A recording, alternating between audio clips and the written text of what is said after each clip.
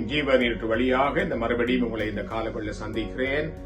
தேவனுடைய பரிபூர்ணம் உங்கள் வாழ்க்கையில நிறைவாயிருப்பதாக. யோசுவா 5ஆம் அதிகாரம் 9 இப்படியா கூறுவது, கர்த்தர் யோசுவாவை நோக்கி, இன்று எகிப்தின் நிந்தையை உங்கள் மேல் இராதபடிக்கு புரட்டி போட்டேன் என்றார். இந்த காலவெளியில் அங்கே ஒரு வார்த்தை வர, எகிப்தின் நிந்தனை என்று சொல்லி, அந்த நாட்களில் அவர்கள் கசப்பாக துன்பமாக அடிமையாக இருந்தவர்கள். ஆனா அந்த ஒரே நாளில தேவன் அந்த காரியங்களை எல்லாம் மாற்றி அமைத்தார். மாற்றி அமைத்ததன் நிமித்தமாக ஒரு புதிய வாழ்க்கைக்குள்ளால கடந்து சென்றார்கள். தேவனுக்குள் ஒரு புதிய உடன்படிக்கை பண்ணி கொண்டார்கள். அதைத்தான் புதிய ஏற்பாடு அழகாக சொல்கிறது, கிறிஸ்து இயேசுவுக்குள் புது சிருஷ்டியாக நாங்கள் சிருஷ்டிக்கப்பட்டிருக்கிறோம், எல்லா பழைய காரியங்களும் ஒளிந்து போனேன்னு சொல்லி.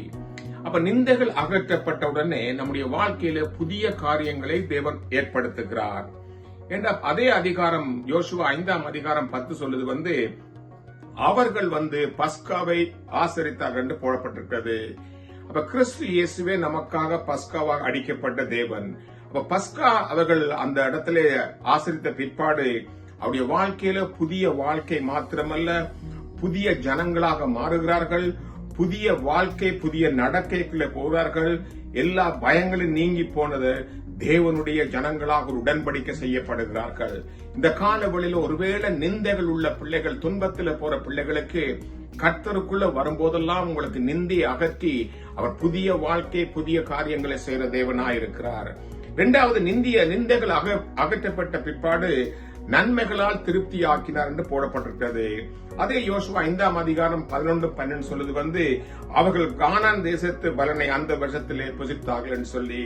அப்ப 40 வருஷங்களாக நடக்க முடியாத காரியங்கள், செய்ய முடியாத காரியங்களை அந்த ஒரு நாளிலே தேவன் எல்லாவற்றையும் மாற்றி அமைத்த தேவனாக இருக்கிறார்.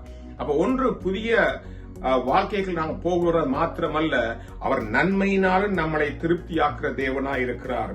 அவர்கள் வாழ்க்கையில பயம் இருந்தது, அவிசுவாசம் இருந்தது, அல்லது ஒரு நம்பிக்கையற்ற நிலையில இருந்தார்கள்.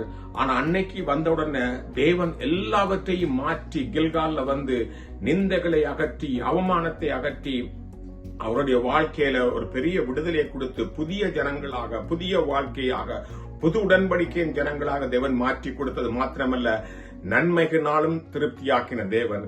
இந்த அருமையான காலவெளியில ஒருவேளை இந்த காலவெளியில நிந்தையோட அவமானத்தோட இருக்கிற பிள்ளையே, நீ தேவ சமூகத்துல வரும்போது உன்னுடைய நிந்தைகள், அவமானத்தை அவர் ஏற்கனவே சிலுவையிலே புரட்டி போட்டார் என்று வேதம் கூறுவதனால் அவரை விசுவாசித்து அந்த புதிய வாழ்க்கையை, புதிய நம்பிக்கையை, புதிய உடன்படிக்கையை, புதிய வல்லமையை பெற்றுக்கொள்ள இந்த காலவெளியில தேவன் அழைக்கிறார். அந்த நட்சத்திர ஜெபிப்போம். கர்த்தர் உங்கள் வாழ்க்கையில கிருபை கொடுப்பாராக. கிருபைனது நல்ல தகப்பனே, இந்த காலவெளியில ஆண்டவரே, அன்றைக்கு எகிப்தின் நிந்தைகள் அகற்றப்பட்டது போல எங்கள் வாழ்க்கையில இந்த உலகத்தில் வரக்கூடிய பாவம், சாபங்கள், கரைகள் எல்லாம் அகற்றப்பட்டு உமக்குள்ளே புதிய சிருஷ்டியாக நாங்கள் மாற்றப்பட்டிருக்கிறோம்.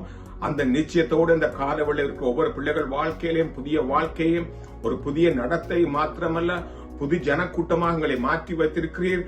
புதிய உடன்படிக்கையின் சொந்தக்காரராக வைத்திருக்கிற மாத்திரமல்ல ஆண்டவரே, எங்களுக்கு புதிய நன்மையினால் திருப்தி ஆக்குறீர். அந்த நம்பிக்கையோட இந்த காலவெளியில நம்முடைய சமூகத்தில் ஒப்புக் கொடுக்கிறோம். என் கர்த்தர் நீர் ஆண்டவரே, நிந்தையோட அவமானம் இருக்கிற பிள்ளைகள் உம்முடைய சமூகத்தில் இந்த காரியங்களை பெற்றுக்கொள்ள உதவி செய்வீராக. தேவ கிருபை பெருகட்டும், தேவ சமாதானம் ஆட்கொள்ளட்டும். இயேசுவின் நாமத்தில் ஜெபிக்கிறோம் அருமை பிதாவே, ஆமென்.